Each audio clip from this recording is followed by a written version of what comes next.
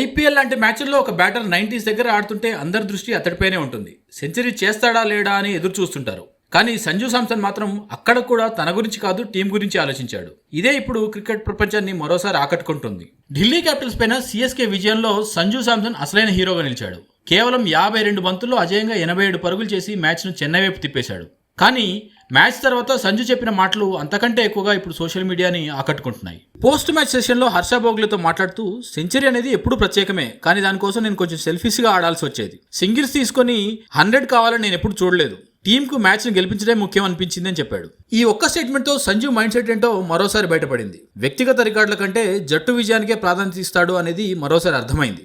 సంజు వ్యాఖ్యలపైన భారత క్రికెట్ దిగ్గజం సునీల్ గవాస్కర్ కూడా ప్రశంసలు కురిపించాడు. ఓపిక చివరికి గొప్ప ఫలితాన్ని ఇస్తుంది. సంజు మొదట సెట్ అయ్యి తర్వాత వేగం పెంచాడు. కార్తీక్ శర్మ చివరి ఓవర్లో షాట్లు ఆడకపోతే సంజుకి సెంచరీ వచ్చేది.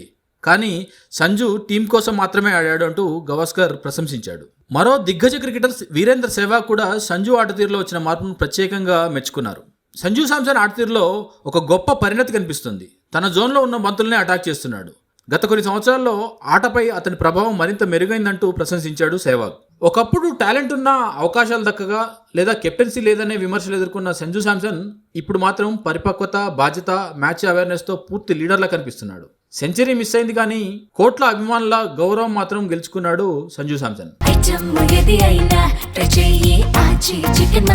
ఆచి చికెన్ మసాలా.